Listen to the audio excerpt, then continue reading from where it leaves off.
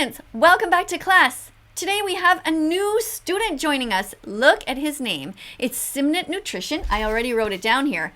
And I made my paper. So you guys go ahead and make your paper too. Get your pen or marker ready and a notebook and make 2 columns, good and bad. I already gave him a check mark. Do you know why? Because he is doing a vegan presentation. It says 10 vegan food hacks that will change your life. So even if his presentation is terrible, at least he's trying, so he gets a check mark right away. Let's get right into it, see what he has to say. Hey, what's up guys? Welcome back to another video. So I've been vegan for quite a while now, like well over 10 years. And Vegan for 10 years? Woohoo! Another check mark. That's great. Let's hope he's actually vegan and not just somebody who eats plants. Let's see if he's going to be vegan for the animals. If he doesn't talk about the animals in this presentation, he's going to get an X. So hopefully he will. And over this time, I have developed some tricks, some tips, some methods, some hacks, some ways of doing things that have helped me out along the way. And I want to share these with you guys. So we're heading to the grocery store right now. I figured this would be a great place to start. So let's get in there. Great. So you head into the grocery store, you head towards the produce aisle because you know that's where all the healthy food's at, and you go to grab some greens. And you're picking out some amazing fresh cilantro, some parsley, and you know as soon as you get home, you're gonna put this stuff in the fridge and it's probably gonna wilt. So what the heck do you do with all these greens to keep them nice and fresh?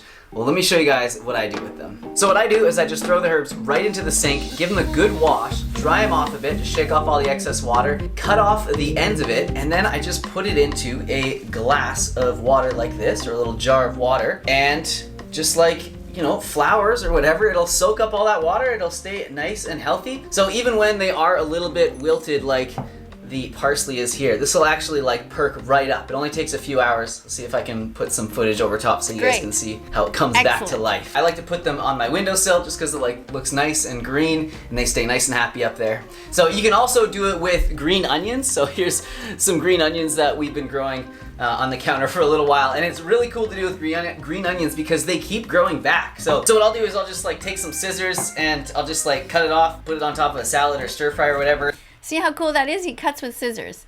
I love this part so far. So far, he's got a bunch of check marks from me. And I'm going to give him another one just for cutting with scissors. If you have kitchen scissors that you keep clean, look how easy it is to cut things. Just put it right directly into your bowl. And it just like continues to grow. So it's kind of cool. I'll show you guys the roots of the ones that's been sitting in there for maybe about a week now, and then the roots of the brand new green onions that we just got today. So they'll both be going in some water so that they continue to grow.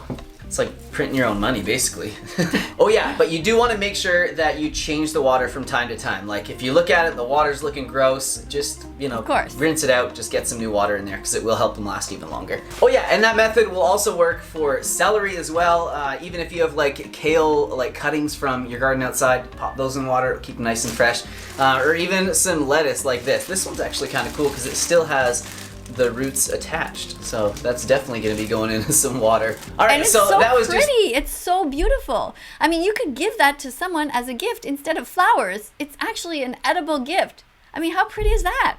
The first tip out of 10, and I'm sure you guys know some of these. I mean, they're not going to be like crazy groundbreaking discoveries or anything like that. It's okay. But I'm sure some of them are going to help you out, and I'm sure you're going to know some of them as well. So if you know them, sorry, maybe put it in the comments down below. Be like, hey, I do that as well. It's or okay. If you guys have any that you think might... You know, everybody is not at the same place. It's totally fine if you have some that people already knew about. No big deal. No need to apologize. Help some of us. Share them down below so that we can all learn. Anyways, let's move on to tip number 2. Picking avocados. Man, there is like nothing more upsetting than when you think you've got like the perfect avocado and you open it up and it's all brown and stringy and everything inside. I know. Oh, absolutely hate that. So what I have found over the years is that if you can find avocados that still have the little button on the top, they are more likely to be nice and green and everything inside and not have those nasty I did not know that. That's so cool. brown strands. So this isn't like a 100% thing, but I have noticed it definitely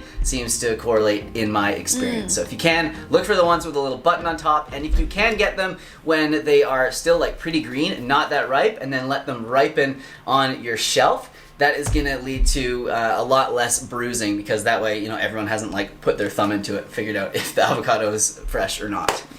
And if you're like me and you buy these big bags of avocados, what often happens is they all ripen at the same time. And if you don't want to eat like Exactly. They're all ripe at the same time, and then you're like, oh my God, now what? guacamole for your meals for like 2 days straight, you need to figure out a way to get these to ripen at different times. So what I like to do is to put 1 or 2 in the fridge right away, because that slows the ripening process. And then as they start to get ripe, if I don't have time to eat them, then I just kind of find the softer ones and put those in the fridge. So that'll slow the ripening process. But if you just have too many avocados that are all too ripe, what you can actually do is just like scoop out the inside of it and you can freeze it. You can freeze it in a little freezer bag, or you can freeze it in some Ziploc containers. Yep. And you can use that for putting in like different sauces or soups or whatever you want. Smoothies. With it. Oh yeah, and speaking of putting stuff in the fridge to slow the ripening process, if you guys have like a bunch of ripe bananas, like I do right here, and you don't think you're gonna eat them on time, well, first of all, you should like up your banana game, because there's only 4 bananas here, like you can eat these. But you can also put them in the fridge and that'll slow the ripening process. However, you should know that something funny can happen to them. So we put these ones in the fridge a few days ago, and you can see they just get kind of dark. Like the skin isn't that bright yellow or anything anymore, but they're still super good on the inside to eat. Just amazing and sweet and delicious, just a little cold. So I thought I'd warn you guys about that before you go and put them in there and be like, oh my God, my bananas are ruined. No, it's just the outside. Right. And then again, if there's just too many ripe bananas and the fridge is full or you don't want to keep them in there, you can always just like peel them and freeze them as well. And they're so great for smoothies, making banana ice cream, all sorts of different stuff. Yeah. So bananas, they always make me think. He said banana ice cream, which is a kind of ice cream that you make as with bananas as a base. Think of peanut butter, which brings me to my next point, and that is when you buy nut butters, especially peanut butter. I hope someone got those bananas.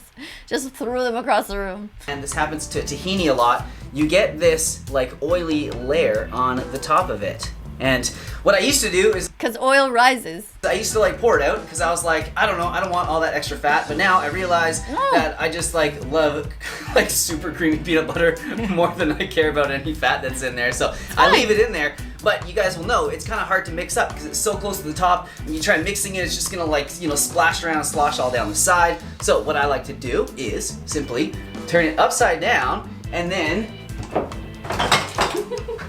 you just put it in the cupboard for a few days, and then after a few days, you'll notice that the oil has kind of like moved around. It's not all sitting on the top, and then really all you have to do is just give it a good shake for 30 seconds or so, and it'll all be mixed up. And there we go. Ta-da! Beautifully mixed. Another good tip. Yeah, I do that too. Check marks. You guys are you putting lots of check marks down too? Look how many I have. Yeah, I don't have anything bad so far. This is great. Peanut butter. All right, man, all this peanut butter and banana talk has got me thinking of one of my favorite breakfasts ever, peanut butter banana on toast. Oh my gosh, I love that. It's been one of my favorites since I was a little kid. And another one of my favorites brings me to tip number 5 is scrambled tofu. And something that you can add to it to make it taste a little bit more eggy, if you would like, is this little seasoning right here, and it's called kala namak. It's also known as black salt, although it's definitely not black. So I'll just add a small spoonful of this when I'm making like tofu scramble, or tofu egg salad is another favorite of mine that I've been making lately. You guys have probably seen me make it.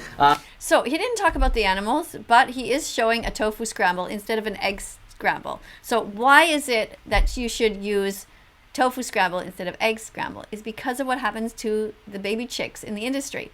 I don't know if he's going to talk about them, but I hope he does. And if he doesn't, let me just tell you that quickly what happens is that the baby boy chicks go down in a conveyor belt, and if they're born as boys, they're not considered to be useful in the industry. And so we kill them. The society kills them, not me personally, but they are killed because they'll never be able to have eggs of their own. They'll never be able to lay eggs, so they're considered useless. So these little baby boy chicks get killed, and that's why it's so important not to eat eggs or chickens. And we'll talk about dairy and all of those other things maybe later, but for sure, don't eat any animal products. And so far, he's not showing any animal products in this video, which is great. Only healthy vegan foods so far. But yeah, you can use it in a bunch of different things. I mean, you can put it in soups and sauces and stuff as well if you want, but my favorite's definitely with the tofu scramble, tofu egg salad. All right, moving on. All right, so number 6, I need the blender for, so just a sec. So for number 6, I'm going to show you how to make this really quick, cheesy nut and seed crumble. So this will not only help you to increase your intake of nuts and seeds, which you know are super healthy, but it'll also give you something delicious to put on top of your salads and pastas, your stir fries. So yeah, let me show you how to make this super fast. And you don't have to measure anything. It's like, couldn't be easier. Brazil nuts, almonds, sunflower seeds, cashews, flaxseed. It's a great way to bump up your omega-3s. Excellent. Nutritional yeast? And then I just add about the same amount of nutritional yeast as there are nuts and seeds, just kind of like by volume. Oh, that's a lot. Oh, wow, it's way more. And then you just want to make it taste good, so I'm just going to add some seasoning here. A bit of onion powder. Yeah. Some garlic powder. You see how easy it is to incorporate so many different vegan foods in your diet? I tell people that they should try to aim for 30. But look at just all these little spices, all these different bits of a little bit of Brazil nuts, a little bit of this kind of seed, that kind of thing, little nutritional yeast. It all adds up. And this is packed with nutrients. Not one bad thing in there. All whole foods. In this one, I'm just going to add some smoked paprika. It's not one I usually add, but I have before, and it's really nice. Just gives it a little smoky flavor. Okay, yeah.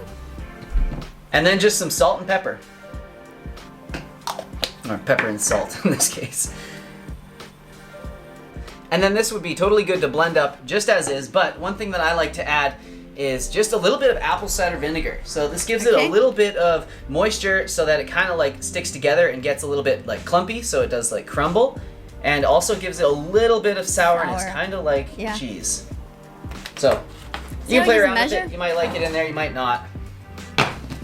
After a while, the longer you become vegan, the more you realize, I don't really have to measure stuff. It's sort of a bit of this, a bit of that. Just make it all go together. It's going to be so good. I've had this before. It's so good.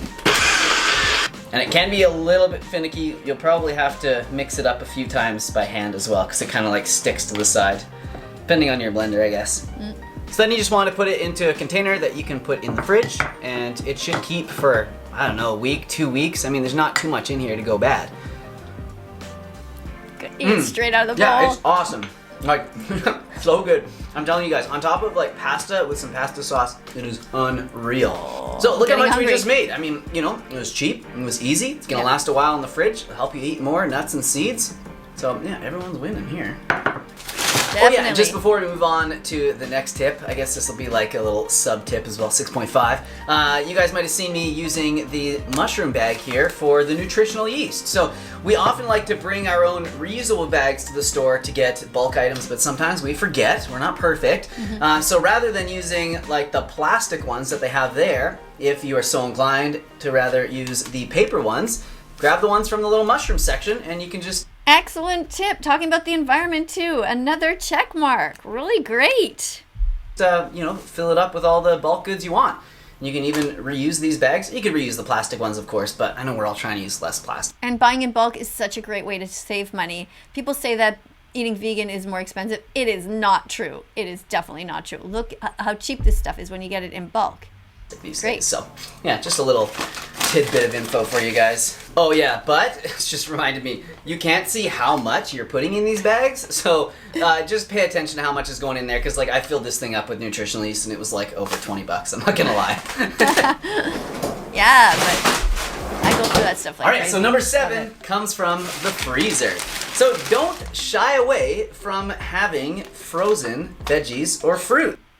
I always have frozen veggies and fruit. Same thing. I always have blueberries frozen in my fridge, and I like to warm them up on the stove.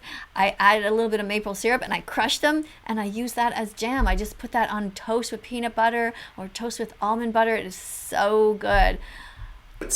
So I know a lot of people, they think that frozen food is so inferior to fresh food, and they often shy away from it. I was even like this when I first went vegan. I was like, you know, fresh is best, and I only want the best for myself or whatever. But it really limited me, right? Like all throughout winter, I wasn't able to have any berries or anything like that, because if they were imported, they were so expensive and usually not very good either. But, you know, now have frozen berries all year round. These are even Canadian blueberries. Look at that. A lot of people worry that they're not going to be... Ooh, is this guy Canadian like me? Interesting. I wonder if he is. I don't know. When did he post this video? April 24th, 2021. I'm gonna have to go through and see who this person is. This is the first time I've ever seen him. Seems great so far. Do you guys like this? I think we should all subscribe to this channel. Yeah, and while you're at it, subscribe to mine as well. If you haven't yet subscribed to That Vegan Teacher, subscribe here because I am going to be showing you all the different amazing vegans around the world. And we're going to be confronting non-vegans, and we're going to be talking about food and exercise and nutrition and the environment. This channel, That Vegan Teacher, is going to be looking at every single thing to do with every animal and every food and the entire world and how it's all connected. So join, subscribe. If you haven't yet, also press the bell, the notification bell, because that way it goes bing and you will know when I'm here and you won't miss any videos.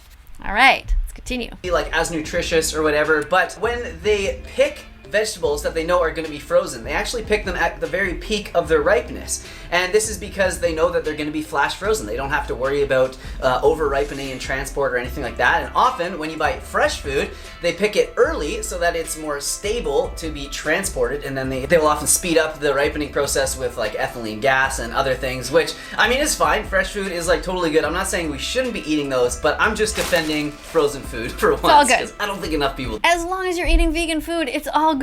do. So I mean, even if it comes from a can, let's say you have nothing else and there's it's cans. It's fresh fruits and vegetables stuck into a can. It's fine. Don't eat animal products. Don't eat eggs. Don't drink milk from a cow. Don't eat any cheese that comes from a cow. Don't eat dead animals. Eat vegan foods. It doesn't matter how you get them, as long as you're eating healthy vegan foods. frozen fruit, veggies, don't shy away from them. They're still just as good. They need to be eaten as well. And just the other day, like I made the most amazing meal and it was so quick. We had some leftover wild rice. Just threw that into the saute pan with some of the frozen veggies. Exactly. I also have rice all the time on the side. Some kind of rice. I usually have it mixed in with lentils or mixed in with chickpeas. And see, he just has rice there, but that's totally fine. Personally, I cook them together, and then you can just do exactly what he's doing. Just throw them in a pan with a bunch of veggies, throw in some onions, some different spices. Here, and within like 10 minutes I had like an amazing meal. There's a bunch of reasons why frozen veggies are good. I mean, they don't spoil, so you're not going to be throwing and they look so pretty. They're so brightly colored. Any of them away. I mean, unless you let them get like totally freezer burnt. And they're also often like cheaper because it's hard to keep stuff fresh in season, and then if it has to come from another side of the world, all that transportation costs a lot of money. So yeah, frozen food, always a decent option. It's there for you. Number 8. Oh yeah, I'm loving this guy. Really, he has such a great attitude. He looks like he's in such good shape. He's talking about only vegan things. So far, all I have is check marks for him. No, bad, no X's at all. You need to grind your flax seeds if you want to absorb them. So we know we should be eating our omega-3s, and flaxseed is the king of omega-3s when it comes to... Have flaxseed every day, every single day. Flax seeds and chia seeds, they're so good for you. Just have a couple of tablespoons and you're good to go. Don't forget, this is a really great point. You have to grind them up. Like the plant world, especially nuts and seeds. But you have to grind them. You have to at least crack the outer shell in order for your body to absorb the healthy fats that... Otherwise, it's just going right through you. You don't want that. You know, you're paying a lot of money for it just to go on a long ride and end up in your toilet. No, grind them up. Are inside. And the same actually goes for chia seeds. You're going to want to grind these too. So there's definitely some evidence. Oh my God, I love this guy. He's saying everything right. Absolutely. That shows that grinding them is going to increase your omega-3 status a lot more than if you don't grind them at all. However, if you like soak them overnight and you chew them up really well, you're probably going to be okay. But if you have the chance to grind them and you want to maximize the omega-3s you get out of it, you definitely want to grind them. Alright, so number 9 is mix your grains. So this is a favorite trio of mine. Absolutely love the taste and texture and everything of white rice. However, you know, I like to bump up the protein content and the nutrition of it a little bit. So I also like to add... I just finished saying that. Is he adding lentils to rice? I just said the same thing. Add lentils to it. Yes. And also some quinoa. Oh, quinoa! He's adding. Yes, that's another good one. Great idea. Add some quinoa. All right. So you'll obviously want to choose grains that all cook at about the same amount of time. Like if one takes 20 minutes and one takes 25 or whatever, it's gonna be totally fine, but they should kind of be close to the same amount of cooking time. So by combining and mixing up your grains like this, it's gonna do a few things for you. So it'll increase the variety, and we know, if you guys watched my last full day of eating video, will know the importance of eating a wide variety of plant foods. Yes. Secondly, as many as you can, a wide variety. He's absolutely right. it's gonna bump up the amino acid profile. Certain plant foods are a little lower in certain amino acids, while others are higher, and these often complement each other when they're combined. And it's just fun, different, tastes good. So anyways, yeah, I just thought this was interesting to share with you guys because for so long I didn't think about it, and it's like my favorite way to cook all these things now. So if you do make this mix right here with the white rice and the quinoa and the red lentils, you do want to rinse it really well first. That'll help get some of the saponins off the outside of the quinoa, which can make it a little bit bitter, sometimes a little hard to digest. So yeah, just give it a good rinse first before you cook. All right, and number 10. Excellent. This one is to kind of help a little bit with label reading. So of course, you want to make sure that you read the labels well to make sure things are 100% vegan. However, a quick way that I have found to just kind of like sort through the junk if I've never seen the product before and I just want to have a quick look and see if it contains milk or eggs is to look at the very bottom of the ingredients list and see where it says contains. And they always have to put the most common allergens in there, and milk and eggs are definitely. Yeah, you see? Milk and eggs. Now, if it doesn't say contains milk or eggs, you still have to check the label afterwards because it still could contain some meat. But if you at least go right away and say it says contains, right away you just put it away. You don't have to read the rest because you're not going to buy it. However, hopefully he'll talk about if it says may contain. I don't know if he's going to talk about that. Definitely two of the most common allergens. So they always list them in there. They don't put if there's like chicken stock or anything like that, or if there's meat or whatever in there. I mean, you should be able to figure that out by the label, but you know how they like to sneak milk or milk powder into just about everything. Oh my God, it's so true. They sneak it in even into something that there's no reason for there to be milk, like chips. One time I went to buy salt and vinegar chips. I was so excited. I mean, what's in chips, right? Chips. I mean, potatoes and vinegar, some salt, and then it said contains milk. It didn't say may contains milk. It said contains milk. It was like, damn. So frustrating.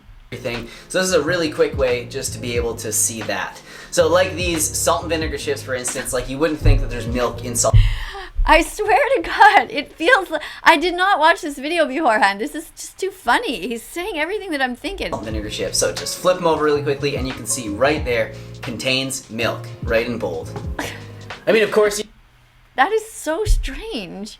a good look to see if it has a little vegan certification on there as well. That's always a good sign. Check the label, check the label. If it's vegan, it's okay. Check the label, if it's vegan, it's okay. That's just one of the songs that you can get on my Spotify, where I remind people to check the label. And what you do is you take your camera into the store and you show yourself checking the label, and you show yourself with a thumbs up saying, yeah, this is vegan, it's okay. And then you put that on your TikTok account or on your Instagram. It's something that you can do. It just takes 15 seconds.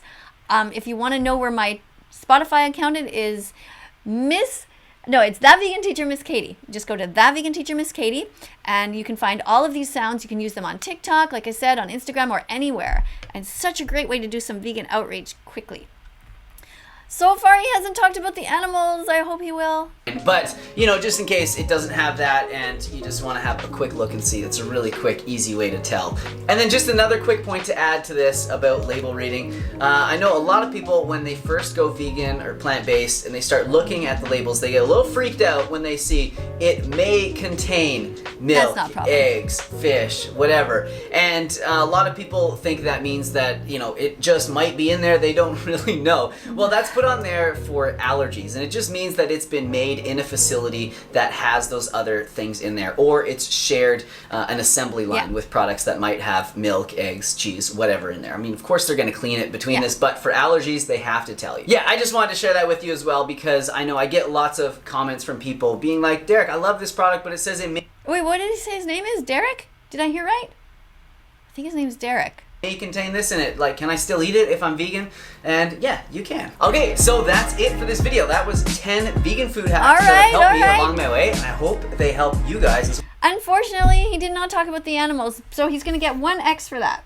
Just 1 X. Because the rest of it was so great. Very good. I'm going to give him an A.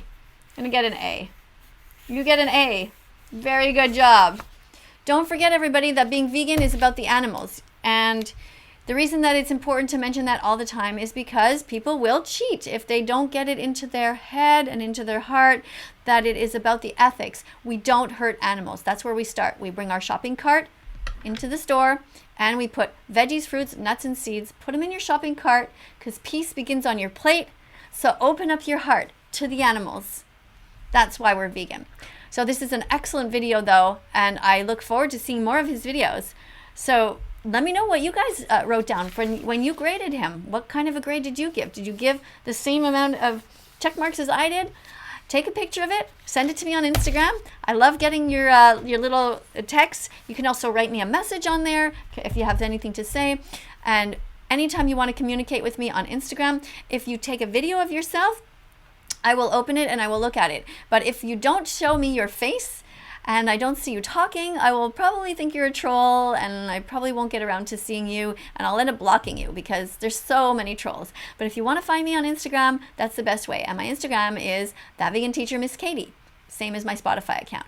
All right. And again, if I don't get to your video or your text that you send me, don't feel bad because I just literally have like thousands, like I just can't get through them all the time, but keep trying. And again, like I said, I do really appreciate this. I do look at my Instagram every day a little bit, the best that I can, and it's great when I see you guys and the evaluations that you give. And if you haven't yet, remember again to subscribe to this channel. We're going to be having a lot of fun. Sometimes you'll see me getting pretty angry at carnists, and sometimes you'll see me cry and get really sad when I see animals suffering, and sometimes we will sing songs and we will be joyful. It is a roller coaster here because that is life. That is life as a vegan animal rights activist. We try to keep our chin up and we try to smile because there are great vegans like him around. I hope he's truly vegan for the animals. But anyway, this video was great. Hug time! Put your hands up. Give yourself a big hug. Oh, give yourself a big squeeze. And coming up right now on the screen, you will see other videos. And I want you to click on them and be curious. And remember, the reason that you're giving yourself a hug is because you are the only person who will always be there for the rest of your life. People come, people go.